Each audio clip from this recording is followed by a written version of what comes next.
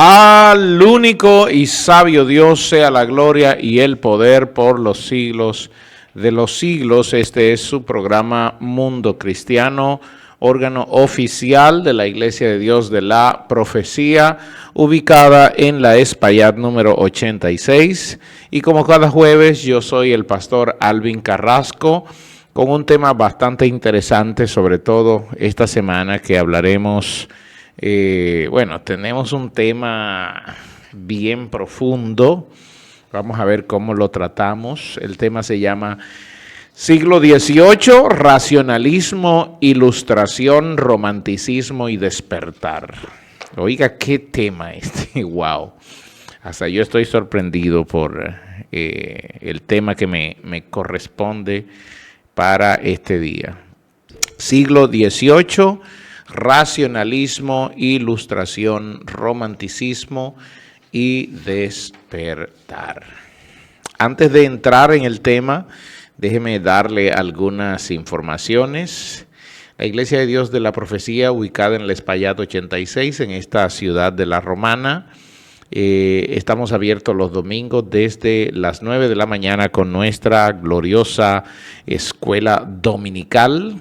Y a las 11 nuestros servicios de acción de gracias, de alabanza y adoración al Señor, acción de gracias. Siempre tomamos el domingo para dar gracias al Señor. Los martes tenemos verdades bíblicas y los jueves tenemos servicios dirigidos por los diferentes ministerios. Este jueves dirige, el día de hoy, hoy dirige el Ministerio de Alabanza y Música y tiene un tremendo tema para el día de hoy. Hoy vamos a hablar sobre la música, sobre todo la música en la liturgia cristiana, dentro de las congregaciones, dentro de las iglesias, y la importancia de esta. Así que puede pasar por la Espaillat 86 a las 7 de la noche, que estaremos allá. Tenemos como invitado a el maestro Charles, que estará con nosotros también hablando de música en la iglesia central. Así que les invitamos. Este sábado nuestras damas tienen una actividad para amigas, exclusivamente para amigas, así que todos están invitados, todas las amigas están invitadas y todas las hermanas que quieren llevar amigas al templo también están invitadas, ¿ok? Bien, vamos a entrar en el tema.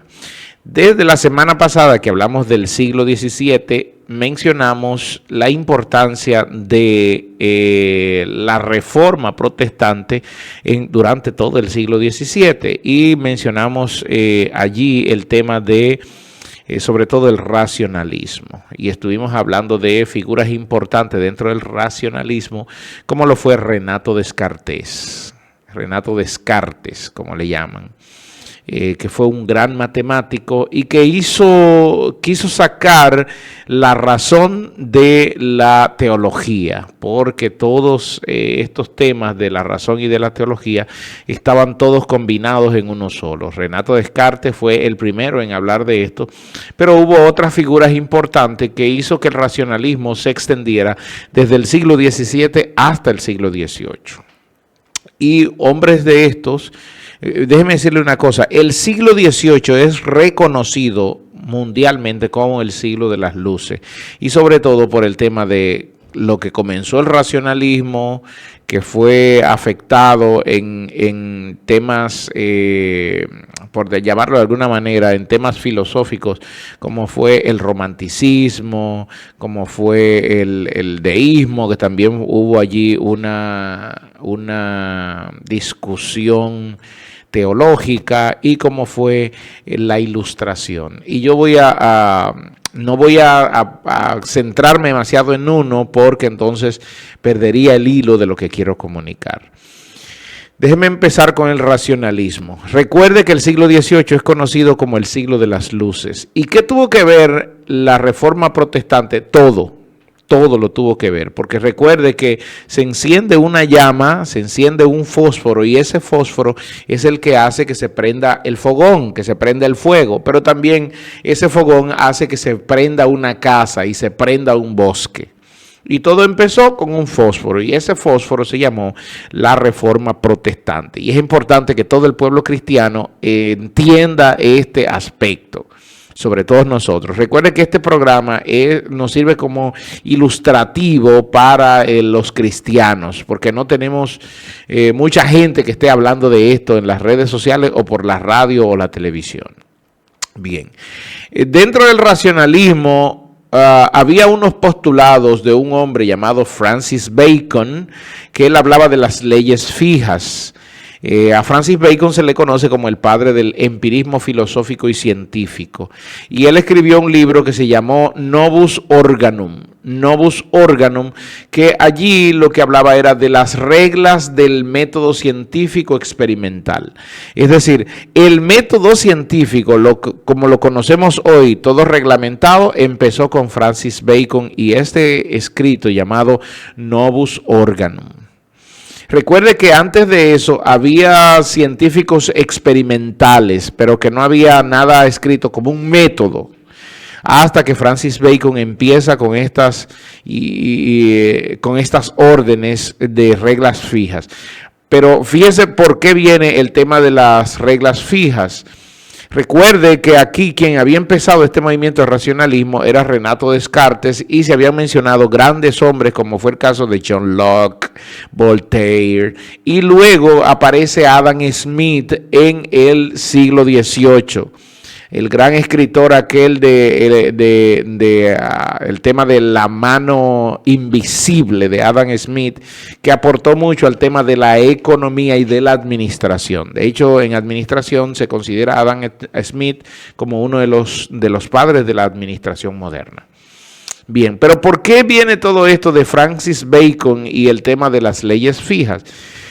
Se había levantado un movimiento que se llamaba deísmo y creo que la semana pasada toqué un poquito sobre el deísmo. No se debe confundir el deísmo con el teísmo. Deísmo con D, deísmo, no se debe confundir con el teísmo, y lo explico. El teísmo sostiene de que Dios diseña y controla todas las cosas. Por lo tanto, los cristianos somos teístas. Y este es un término que viene desde el griego. Recuerde que teos en el griego es Dios. Y entonces las iglesias sustentaban el teísmo.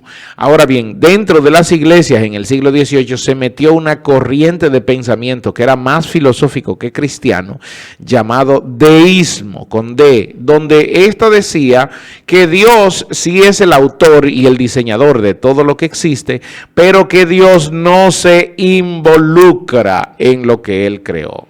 Déjeme explicar eso. Es como que Dios creó una máquina que es el universo y después que Él la creó, entonces ya Él se sienta y no interviene. Es decir, Dios creó el orden de las cosas, Dios creó la naturaleza, Dios creó al hombre y sus propias leyes, pero Dios no interviene en lo que pasa. El hombre tiene que intervenir. Y esto produjo varias cosas. Mire cómo empieza esto. Esto produjo varias cosas. Y es ahí donde Francis Bacon entra con su tema de leyes fijas. Fueron leyes que fueron establecidas y que permanecen así y permanecerán así por la experimentación. Por ejemplo, y en ese momento también nace Isaac Newton, que fue también uno de los grandes ilustres del siglo XVIII. Isaac Newton con sus leyes, las leyes por ejemplo, la ley de la gravedad. Francis Bacon decía que sí, que esa ley de la gravedad originaría que siempre las cosas cayeran hacia abajo. Porque la Tierra atraería, soltamos algo, siempre va a caer hacia abajo. Nada va a subir a menos que no sea el helio el día de hoy. Pero bien, a esto era lo que Francis Bacon se refería. Y esto era lo que hombres como Isaac Newton y una gran cantidad, una playa de científicos se fueron por esta parte de el estudio científico y la experimentación. El deísmo entró en muchas circunstancias dentro de las iglesias, sobre todo en Europa y después en América. Y entonces esto hizo que las iglesias, los diversos movimientos que habían, la iglesia de Inglaterra, la iglesia de Escocia, las iglesias bautistas, entraran en ese letargo. Escuche esto, entraran en ese letargo de que y creencia del deísmo, de que Dios es el autor y diseñador, por lo tanto, ¿para qué oramos si Él no va a intervenir? Entonces, nuestras oraciones es perder el tiempo, decían ellos.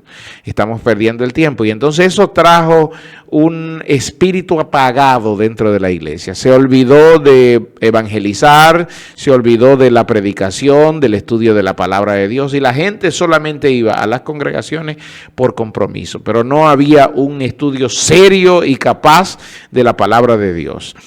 Este movimiento en cada movimiento eclesiástico se le llamó diferente. Por ejemplo, en la iglesia de Inglaterra se llamó latitudinarianismo, así se llamó. No lo voy a repetir porque es muy difícil. Latitudinarianismo. En la iglesia de Escocia al mismo movimiento se le llamó moderatismo. Y en la iglesia bautista de Europa se le llamó unitarismo. Unitarismo. ¿Y qué era lo que decía básicamente? Si Dios fue el diseñador y Él no interviene, entonces Él no se encarnó en un hombre que fue Jesucristo y vino a la tierra, sino que ellos miraban a Jesús como un ser humano bueno, pero que no era Dios. Usted entiende por dónde va el tema de esta falsedad, de esta falacia, ¿verdad? Bueno, eso hizo que en las iglesias, sobre todo en Europa, cayeran en una decadencia espiritual. Pero esa decadencia espiritual que había causado tanto revuelo en los siglos XVI y XVII, ahora se veía opacada por muchas guerras, muchos conflictos, sobre todo en Europa. Recordemos que la Revolución Francesa fue en el año 1789, duró 10 años aproximadamente, y allí se levantaría un hombre llamado Napoleón Bonaparte, que todos hemos oído hablar de él. Pero también en este lado del mundo, en Estados Unidos, estaría llamando la Declaración de Independencia en el 1777. Todo esto es siglo XVIII. Pero en el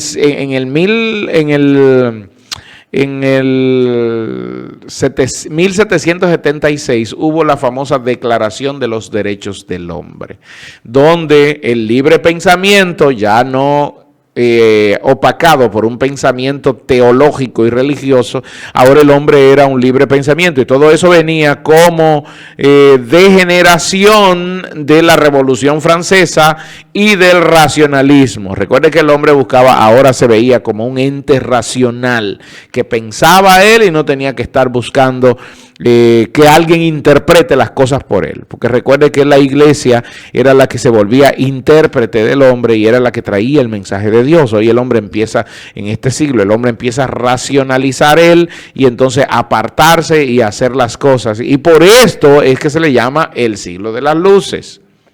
Fíjese esto, se le llama el siglo de las luces. Entonces, el racionalismo traería como resultado movimientos como fue el caso de la Ilustración. ¿Y qué fue la Ilustración? Bueno, la Ilustración fue un movimiento cultural e intelectual, sobre todo en Inglaterra, Alemania y Francia, que lo que hacía era que como el hombre era libre ahora, recuerde que habíamos hablado de la Declaración de los Derechos del Hombre, y como el hombre era libre, ahora tenía la libertad de buscar la felicidad, de buscar la libertad de la razón, la soberanía de la razón y de los sentidos como fuente primaria del aprendizaje.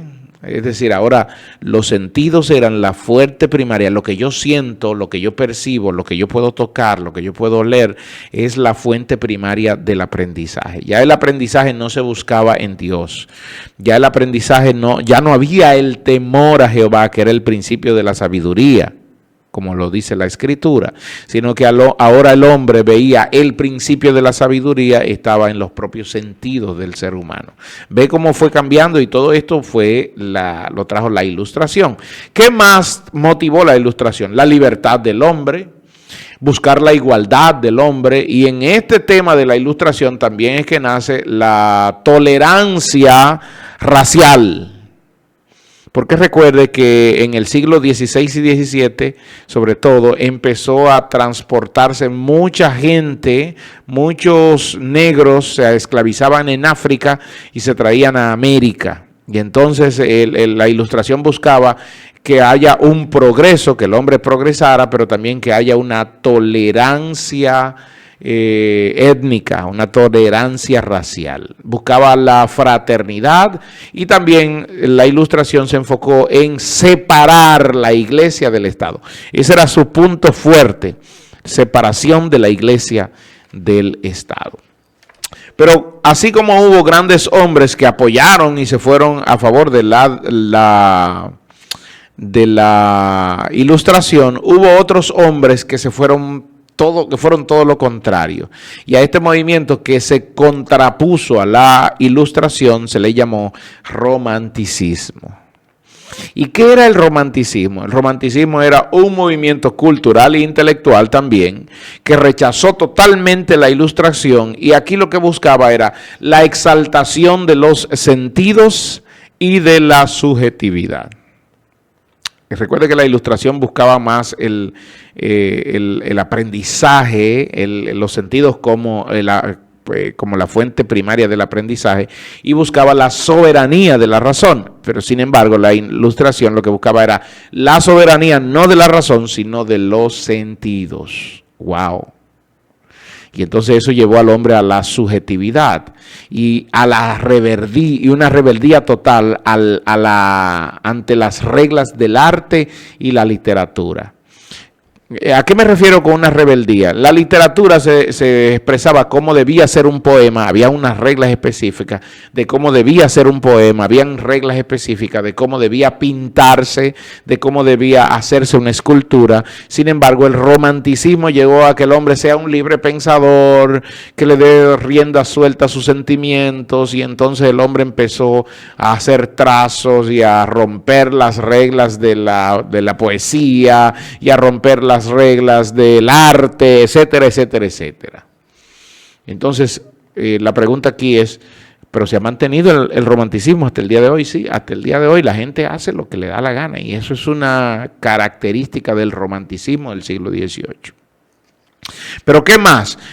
Un culto al yo. Recuerde que Pablo le escribe a Timoteo y le dice que en los postreros días habrán hombres amadores de sí mismos, al igual que hoy. Entonces hoy el romanticismo sigue hasta el día de hoy. Sí, el romanticismo sigue hasta el día de hoy, porque hay un culto al yo y un culto a lo individual. Y la gente diciendo, mi vida es mía, yo hago lo que quiera, suéltame en banda, déjame tranquilo, y cosas como esa. Hoy oímos a los muchachos en eso y olvidan que lo que es ya fue.